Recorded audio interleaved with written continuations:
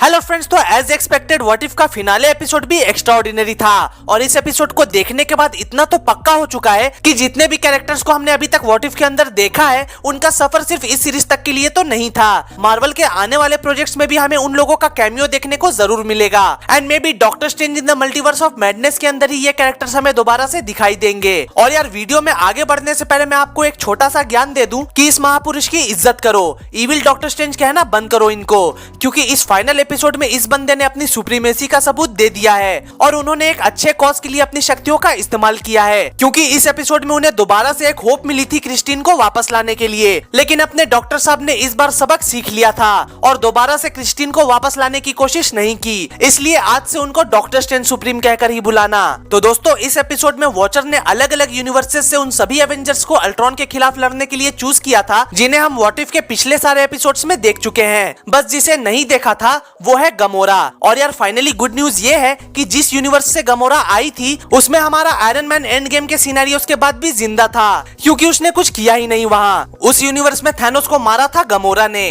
खैर, इस बारे में डिटेल्स में हम कभी और बात करेंगे, फिलहाल आगे बढ़ते हैं। तो सारे अलग अलग यूनिवर्सेस से इन एवेंजर्स को इकट्ठा करके वॉचर एक टीम बनाता है जिसका नाम होता है गार्जियंस ऑफ द मल्टीवर्स। और फिर डॉक्टर स्ट्रेंज सुप्रीम इन सभी गार्जियंस को इन्फिनिटी स्टोन्स का ज्ञान देते हैं, जैसा कि इन्फिनिटी वॉर में वोंग ने दिया था। और यहाँ इनका प्लान होता है कि किसी भी तरह उन्हें अल्ट्रॉन के शरीर से उन इन्फिनिटी स्टोन्स को निकालना होगा ताकि वो उन इन्फिनिटी स्टोन्स को खत्म कर सके। और उन इन्फिनिटी स्टोन्स को खत्म करने के लिए गमोरा के पास इन्फिनिटी स्टोन क्रशर होता है, जो शायद उसने अपने यूनिवर्स के ड्वार्फ से बनवाया होगा ताकि थैनोस के बाद अब ये स्टोन्स और कोई इस्तेमाल ना कर सके। और उसके बाद आगे चलकर एक बेहतरीन फाइट सीन शुरू हो जाती है अल्ट्रॉन और गार्जियंस ऑफ द मल्टीवर्स के बीच, जिसे यार देखने में आपको सच में मजे आ जाएंगे। और किसी तरह जब अल्ट्रॉन को पकड़ के ये सभी उस इन्फिनिटी स्टोन क्रशर का यूज करते हैं तब एक पल के लिए ऐसा लगता है कि अल्ट्रॉन अब खत्म हो चुका है और इन्फिनिटी स्टोन्स तबाह हो चुके हैं। लेकिन तभी अल्ट्रॉन दोबारा से आसमान में जाकर ज्ञान देने लगता है कि every universe is different, each one is unique. और तब गमोरा को ये रियलाइज होता है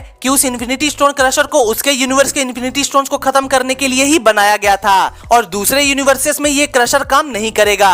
लेकिन दोस्तों, अगर आप लोगों को याद होगा तो पिछले एपिसोड में क्लिंट और नताशा को वो प्रोग्राम यानी कि वो वायरस मिल गया था जिससे अल्ट्रॉन को खत्म किया जा सकता था और उसके लिए ही क्लिंट ने अपने आप को सैक्रिफाइस भी कर दिया था। तो एपिसोड के आखिर में नताशा क्लिंट के तीर से उस अर्निम जोला वाले वायरस को अल्ट्रॉन के बॉडी में इंजेक्ट कर देती है, जिससे अल्ट्रॉन का सिस्टम पूरी तरह करप्ट हो जाता है और अर्निम जोला के कंट्रोल में आ जाता है। लेकिन यहाँ किलमॉन्गर उन इन्फिनिटी स्टोन्स को अपने आर्मर में फिट कर लेता है और सबसे कहता है कि इन इन्फिनिटी स्टोन्स की मदद से हम अपने यूनिवर्स को अपने मुताबिक बना सकते हैं। लेकिन बाकी सारे गार्जियंस उसे ऐसा करने से मना कर देते हैं, यहाँ तक कि डॉक्टर स्ट्रेंज सुप्रीम भी उसे रोकने की कोशिश करते हैं, ये जानते हुए कि उन स्टोन्स की मदद से क्रिस्टीन भी वापस आ सकती है। लेकिन यार यहाँ ट्विस्ट ये है कि अर्निम जोला भी उन इन्फिनिटी स्टोन्स को पाना चाहता है और इसलिए उसके और किलमॉन्गर के बीच इन्फिनिटी स्टोन्स को लेकर फाइट होना चालू हो जाती है। लेकिन तभी डॉक्टर स्ट्रेंज सुप्रीम अपने पावर्स का इस्तेमाल करके उन दोनों को एक पॉकेट डायमेंशन में कैद कर लेते हैं ताकि वो दोनों हमेशा के लिए उसी तरह उस पॉकेट डायमेंशन में ही लड़ते रहें। और फिर सब कुछ खत्म होने के बाद द वॉचर उनसे कहता भी है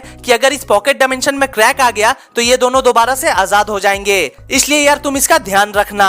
और फिर द वॉचर एक एक करके उन सभी बचे हुए एवेंजर्स को वापस उनके यूनिवर्स में उसी वक्त पे भेज देता है जहां से उनको लाया गया था। एंड ऑब्वियसली अपने अपने यूनिवर्स में वापस जाने के बाद उन सभी को कुछ भी याद नहीं रहेगा। लेकिन क्योंकि नताशा का यूनिवर्स अब तबाह हो चुका है इसलिए वॉचर उसे एक ऐसे यूनिवर्स में भेज देता है जहां वो ऑलरेडी मर चुकी थी। और यहीं से वॉचर के थोड़े बहुत ज्ञान के साथ ये एपिसोड यहीं पे खत्म हो जाता है। लेकिन दोस्तों, इस एपिसोड में एक पोस्ट क्रेडिट सीन भी था जहां नताशा कैप्टन कार्टर को हाइड्रा स्टॉर्म पर सूट दिखाती है, वही सूट जिसे हमने व्हाट इफ के फर्स्ट एपिसोड में स्टीव रॉजर्स के पास देखा था। और फिर नताशा कैप्टन कार्टर को बताती है कि सूट के अंदर उसका ड्राइवर भी है, लेकिन वो कौन है ये हमें नहीं दिखाया गया। तो यार ऐसा हो सकता है कि उस हाइड्रा स्टॉर्मपर के अंदर बूढ़ा स्टीव रॉजर्स ही हो, क्योंकि दोस्तों अब एमसीयू को समझने के लिए हमें बस एक ही डायलॉग को याद रखना है और वो है इन्फिनाइट वर्ल्ड्स इन्फिनाइट पॉसिबिलिटीज। तो यार अब वक्त आ गया है फाइनल वर्डिक्ट देने का। तो यार एपिसोड तो बहुत ही अच्छा था, लेकिन इस एपिसोड को देखते वक्त ऐसी फीलिंग आ रही थी कि कितनी आसानी से गार्जियंस ऑफ द मल्टीवर्स ने अल्ट्रॉन को खत्म कर दिया। ना ही किसी टीम मेंबर की जान गई और ना ही किसी ने अपना सैक्रिफाइस दिया। और यार एपिसोड 8 में अल्ट्रॉन जितना ज्यादा ताकतवर दिख रहा था उतना ज्यादा ताकतवर वो इस एपिसोड में नहीं दिखा और उसके पीछे का रीजन जो मुझे समझ आया है वो है लैक ऑफ टाइम, क्योंकि आधे घंटे में ही उनको सारे फाइट सीन्स और एंडिंग सीन्स को भी दिखाना था। इसलिए क्योंकि सब कुछ इतना जल्दी जल्दी हो रहा है, इसलिए मेरी तरह आपके दिमाग में भी ये सवाल उठ सकता है। लेकिन ओवरऑल एपिसोड बहुत ही ज्यादा अच्छा था, इसलिए यार जाओ और बिंदास देखो। तो यार बस आज के लिए इतना ही। आपको ये एपिसोड कैसा लगा ये मुझे कमेंट्स में जरूर बताना, और जाने से पहले वीडियो को लाइक और चैनल को सब्सक्राइब भी जरूर कर देना। तो मिलते हैं अगली वीडियो में, तब तक के लिए गुड बाय, टेक केयर।